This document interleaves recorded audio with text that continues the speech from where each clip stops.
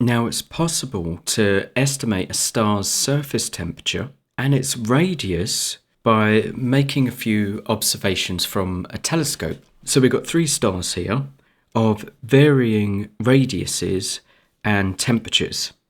And one thing you'll notice about their surface temperature here is their surface colour is different depending on their temperature. Now, stars can be modelled as black bodies. And I did a video about a year and a half ago talking about black bodies, which I'll put up in the card in the corner here. But all black bodies will emit electromagnetic radiation with a continuous range of wavelengths. And the intensity and the spread of these wavelengths of light will depend on the surface temperature of the black body object, so stars in this case.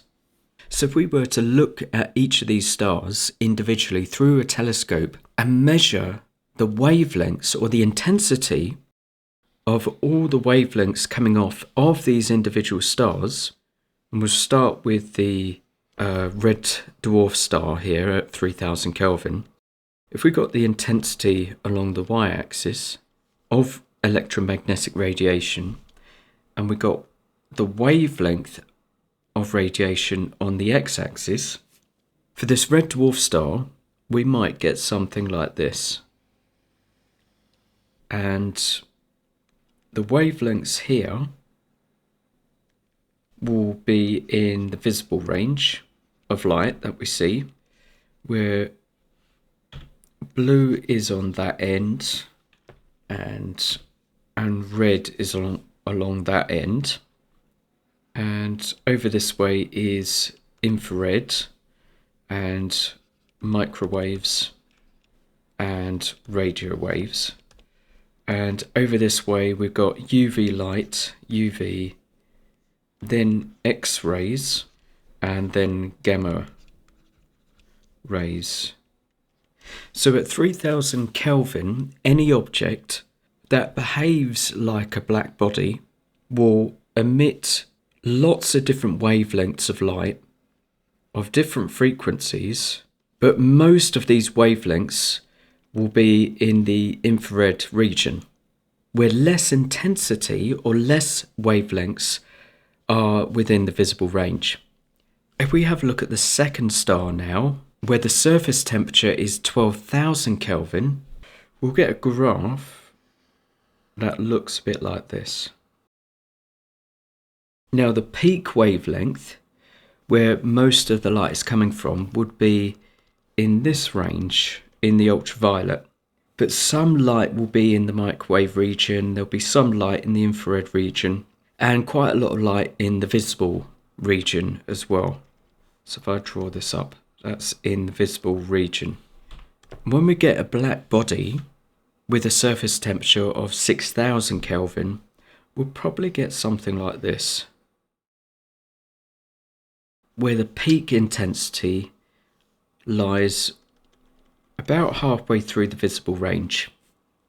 But we've also got other wavelengths of light as well. This graph is telling us or showing us that at all temperatures, radiation is emitted from objects over a continuous range of wavelengths. Another thing that we need to notice is with this type of graph is that as we increase the temperature of our black bodies or our stars here, this peak intensity shifts to smaller and smaller wavelengths. So you can imagine if the temperature is hotter than 12,000 Kelvin, say if it's 20,000 Kelvin or 30,000 Kelvin, we'll get a graph where the peak intensity goes up like that, but the peak intensity will shift to wavelengths that are smaller than this 12,000 Kelvin black body. And also, the higher the temperature of these stars, the greater the power that is radiated. And you can see this from the area under the curves here. Now, the wavelength on this graph that corresponds to the maximum intensity of light is given the symbol lambda max. And if we're viewing a star through a space-based telescope, we can plot the intensity of this light against various wavelengths, as we've done here. And when we obtain this lambda max value, so lambda max for the 3000 Kelvin, for example, or lambda max for the 6000 Kelvin, we can use this wavelength value to calculate the temperature or estimate the temperature of the surface of the star using Wien's displacement law, which is written like this, where T is the temperature of the star's surface, B is Wien's constant. So let me write this out. So B is constant, and that's 2.898 times 10 to the minus 3 meters Kelvin. And the temperature here is the temperature of the surface of the star measured in Kelvin. We call this Wien's displacement law. So we can measure a star's surface temperature simply by observing it through a telescope. So let's say we want to measure the surface temperature of the sun. If we collect light from the sun and get a range of wavelengths and intensities, that will look something like this, and its lambda max is equal to 510 nanometers. How can we calculate the surface temperature of the sun? And Wien's constant is 2.898 times 10 to the minus 3 meter Kelvin. So all we need to do is rearrange Wien's law to make the temperature the subject.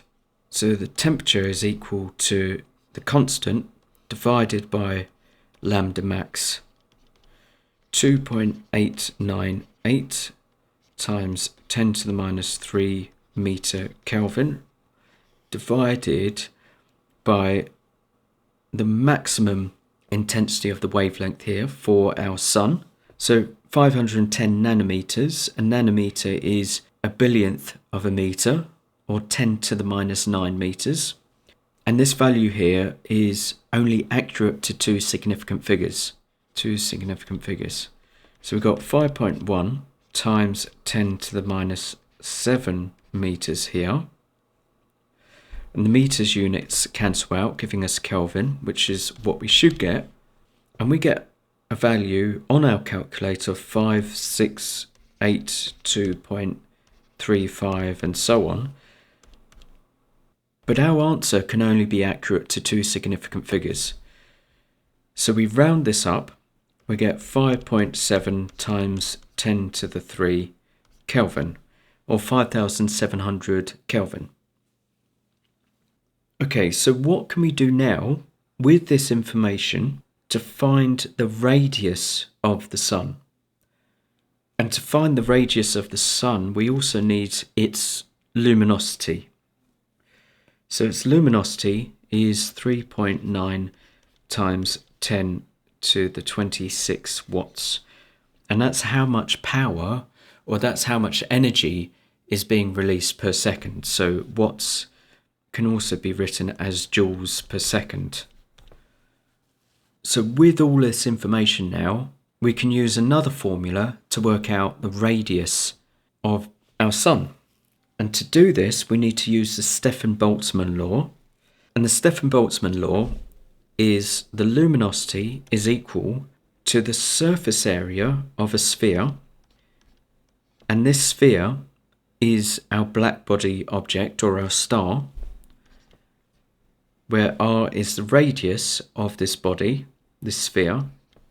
So 4 pi r squared multiplied by the Stefan-Boltzmann constant multiplied by the emissivity of the star, which we're going to assume to be 1 in this case, multiplied by the temperature of the object in Kelvin to the power 4 minus the temperature of the surroundings to the power of 4.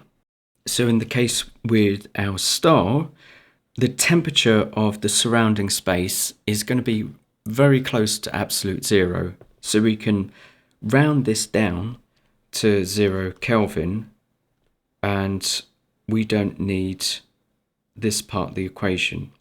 The emissivity is equal to 1, so we can remove that as well. After I tidy this up, it'll look something like this. And the Boltzmann constant is equal to 5.67 times 10 to the minus 8 watts per meter squared per Kelvin to the power of 4. So now we have all the information to find the radius of our sun. So let me clean this up a bit more. So let me plug in these values. For the luminosity, we got 3.9 times 10 to the 26 watts, which is equal to 4 pi multiplied by the radius squared, which we don't have yet, multiplied by the Stefan-Boltzmann constant, 5.67 times 10 to the minus 8 watts per meter squared per Kelvin to the minus 4, multiplied by the temperature of the object, our estimated temperature, to the power of 4. So 5.7 times 10 to the 3 Kelvin to the power of 4. Now, when we sum up all these values that we know and rearrange the equation, we get r squared on this side is equal to 3.9 times 10 to the 26 watts divided by 4 pi multiplied by the Stefan-Boltzmann constant multiplied by our temperature, surface temperature, to the power of 4. And I've already summed that up together, and that gives us 7.5 times 10 to the power of 8 watts per meter squared. And then we square root both sides of the equation. And our value for the radius of our sun is 7.2 times 10 to the 8 meters, which is really close to the one that you'll find in your physics textbooks, which is 6.96 times 10 to the 8 meters.